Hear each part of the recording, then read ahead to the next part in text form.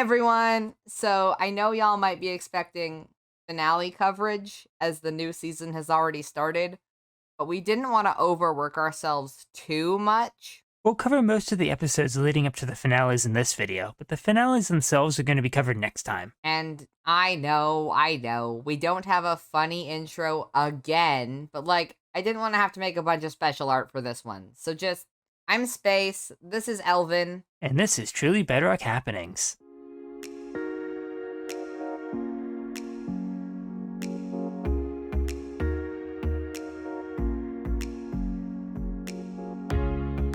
We're no longer going in any semblance of alphabetical order, so Zap gets to be first this time. Once again, we have a few videos to cover, so I'm mostly going to go over the main things that happened, like when he was showing off the terraforming progress on his base area and ran into some of the decorative fire scattered along the paths. That being on fire is one of the things that made it into my scrambled notes, so I had to mention it. Zap meets up with Lee again, this time to trade for emerald ore to decorate his mine entrance with, showing off his excess of beacons in the process. Now, the question is, what do you want for it?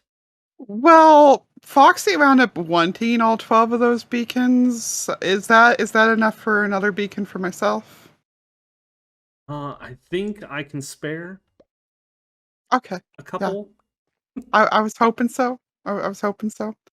I'm down to a stack in 52, so... Whatever will you do? How will you make a beacon of beacons now? It's gonna have to AFK more. Yeah, you're just gonna have to fake the middle of it, because it's not like it'll work anyway. Forest deforested and the mine entrance now properly decorated, Zap checks on his axolotl sanctuary, only to see that the sanctuary itself consumed the axolotls via chunk borders. So now it's just a really nice pond. Zap moseys through his storage to find enough glass to build a snow-preventing Doom arena. Doom circle in the sky above his base, which casts a dark shadow over the area. Like the moon? That was the joke I was trying to remember. Thank you. The shadow is a cool, although unintentional effect, but the tower looks even more ominous once Zap has removed all of the snow. Zap goes over some more of the happenings of his villager setup, and gets back to terraforming his base, including the portal mountain, and finishes up the path of nether corruption from his tower. Didn't he learn anything from last season? He carries around almost a stack of beacons. I don't think he did. Zap then goes through the to-do list again, and heads into the nether to sign up the hub, as well as redstone dooring off the diagonal tunnels with decreasingly complicated circuits. Oh, that is a lot of content. Oh, he also built an airship. It's really cool. Looking at these two airships, and for whatever reason, I don't know why, I was singing in my head. Look at my airship. Isn't it great? Barn Bros, do you think I could overtake? To the theme of The Little Mermaid, with all the things.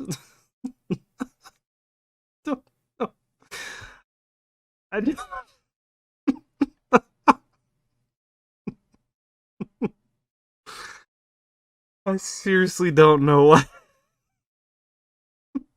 So stupid. That is a cool airship. I like airships. Vroom. I thought we weren't doing special art. Airship. Fair enough.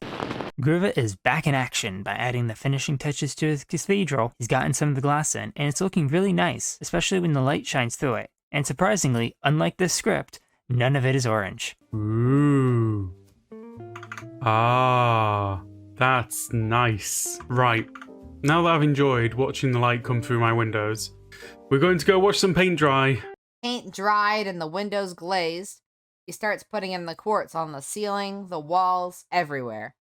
He time-lapses light coming in through the finished windows, and it's absolutely amazing. Seriously. Go watch it. A link to it should be popping up, and it will have one in the description too. Gruva finishes up the decorations inside the cathedral by adding in armor sands, cake, and signs for his patrons. Now, I can officially say that we are completely done inside this place. I am happy with everything. I've walked around it a dozen times now. I've looked at it in RTX. We've done a time-lapse in RTX. Really quite nice. It's working.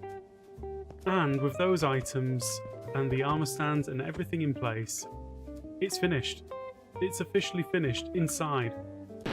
Pigglesworth this week is looking into examining the potential of fox poop to grow big carrots. But before he can do that, he has a beacon tutorial to complete and restoring the pig face to its full pre-Dadcraft glory. So it's doing the annoying thing.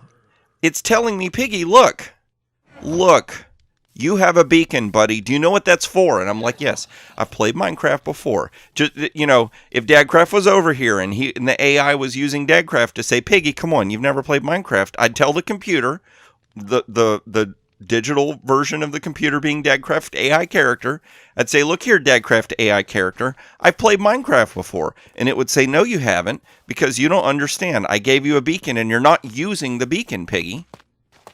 And then I went and ignored it. See what happens when you ignore AI Dadcraft?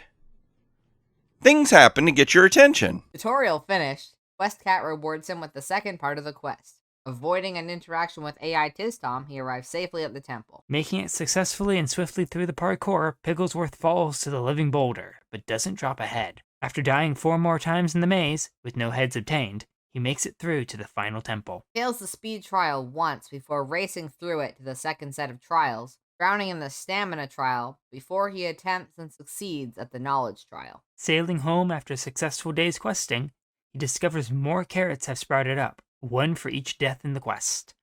Tizzy spent a while hanging out in the slime farm, eventually gathering enough slime to make a colorful bouncy castle between his base and the spawn town. He convinced JC to come over to test the new diving board, only to literally pull the floor out from under her as she jumped, giving her a mini heart attack.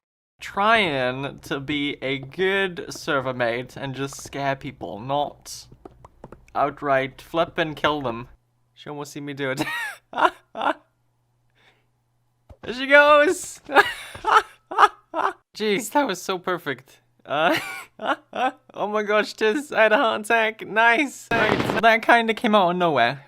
Okay, this one just doesn't make any sense. Is something wrong with your editing software? I don't know, I've been meaning to set up a better one. I might have to do that. Okay, refocusing. Right. Tizzy also shared his footage of the TNT Pirate game this episode, but nobody else had released theirs by the cutoff date for this video. So we plan to talk about it next time, although it may end up being cut out of everyone's vids because of the finales. Tiz also started the setup for a plan to pignap Silent. That, of course, had to have a poop joke in it, But the poop was at the very end of the video, so we don't need to talk about it any more than this. Thank goodness. I wouldn't celebrate just yet.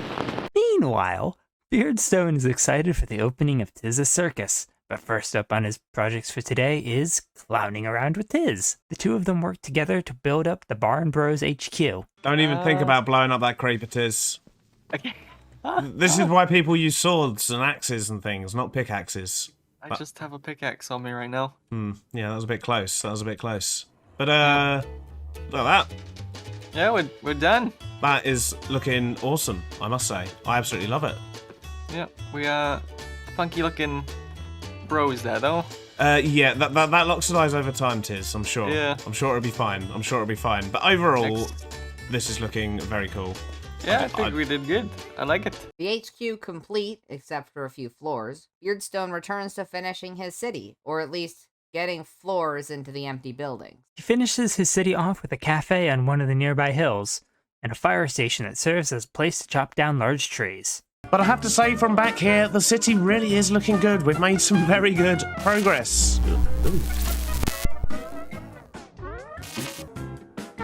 What in the world was that?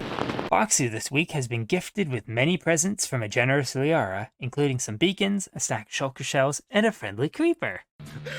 Oh no! Ah, not again!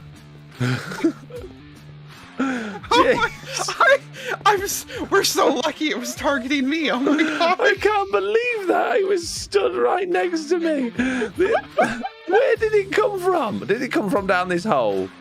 Jeez, I need to put these 31 torches to use, don't I? Wow. After adding in a few custom trees to Spawn Town, he meets up with Slack to finish the 100% fully complete working perfectly best Guardian Farm area. After the usual expected shenanigans, Foxy fires Slack before the server fires Foxy. Hey, look, Slack! over here. What? You're fired. Okay. Oh, oh, I'm fired. Slack's dragon is officially done. Well, the externals are anyway. With some stiletto nails added to the wingtips and the back torch spammed thanks to Foxy, Slack was able to add a functioning heart inside the amazing build. He also did some terraforming to the ground around the dragon's feet, adding the carnage such a large dragon landing would do to the terrain, and filling in the large gaps in the cliff. Once the dragon was finally completed, Slack turned his attention to the internals of his pyramid, forgetting in the process that blue flowers exist. After a small crisis, in which he learns he will not, in fact, need to spend years trading with villagers, he loses his sword inside of a hastily constructed flower farm. So, if we just... Not our sword! We don't throw our sword! Jesus, Slack, what are you doing? Where'd our sword go? Jesus. Do you even... Oh my god, where'd it go? Give me my sword back! Give me my sword back! You cannot have my sword in there.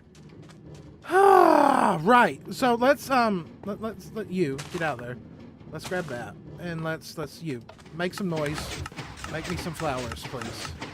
Okay, you've made me some flowers. What do you make? Do you make the color dye that I want? Right. So apparently, cornflowers make blue dye. Everybody. After a bit of judgment from his editor, Slack spends some time gathering glowstone to light up the floor of the pyramid. He finds the exiting entrance to his base area lacking in both the functionality and disco alligator aspects, and makes a note to rectify at least one of those issues. This entrance, it's a little difficult to get in and out of right now. I don't think that works as intended. I'm just saying you better have some bounce in your step to get up and down through there. Speaking of finding things lacking, the gold hat on Slack's pyramid just wasn't doing it for him. So he switched everything out for copper and then struggled to make the detailing work, eventually landing on the install honey to make checking out on Amazon 3 times as annoying myth, not sponsored, to create a shiny Triforce on the tippy top of the base. Since he decided to fill his entire pyramid with honey-based lighting, Slack took a trip to the bee farm, finding that the chunk boarders that have been terrorizing the server have consumed his bees and his chickens. After spending a ton of time remedying the missing bees problem, he came back to the base to put his newly collected honey to use. Although, he ended up redoing the upper floor's decoration multiple times, only to tear it all out again. Meanwhile, Dadcraft has been having a big old time making some purely aesthetic gates into the base of the mountain island thingy, which reference the Chicken King Castle, as well as Piggy's giant face, as well as the Water Gate, which has an ocean view. And then the gate that faces the main dock area of the fishing village, which has no name. And we're going to have 4 gates, right? So this is the chicken gate, which will be the homage to Zloy's chicken thing. That gate over there that we can't see right now because it's around the corner is going to be the pig gate. And then we've got I don't know what we called this one.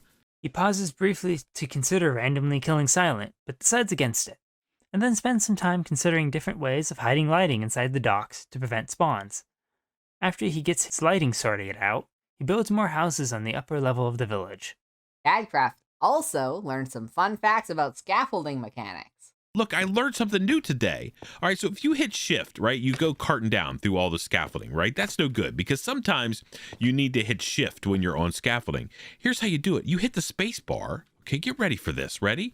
Hit the space bar so you jump, and while you're in the air, we're going to hit shift. Ready? Whoop.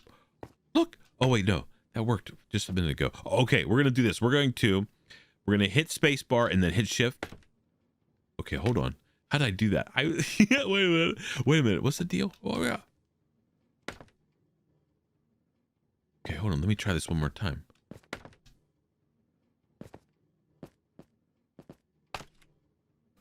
Is it doing that?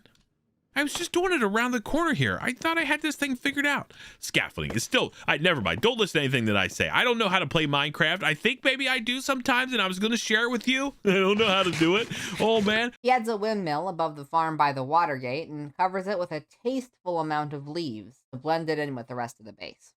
Bruno. Oh, heck no. Bruno starts out this week improving his iron farm in his farming area, before returning home to discover he's received a small prank by Tiz. All right, we are at my house. My beautiful house over here. I don't know if you guys saw my... What? What? What? What? No, don't tell me. Fox poop. 18 fox poop. Oh, okay. Okay, I see how it is this time. He decides to ignore Tiz's gift for now and goes to build up a fantasy tower with a little pond and some bushes and paths around the area.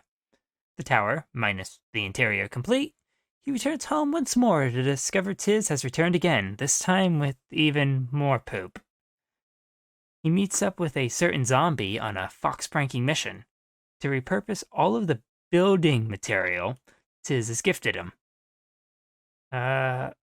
Another clip of the prank would make sense here. Do we have to, though? Space is still not back, so we're just gonna move on.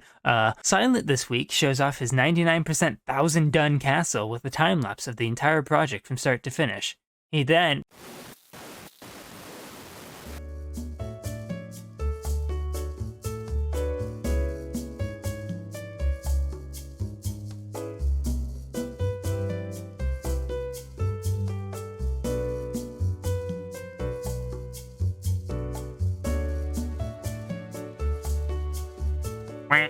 And that's a panini. No, that's a toasty. We had a Gruva episode this time.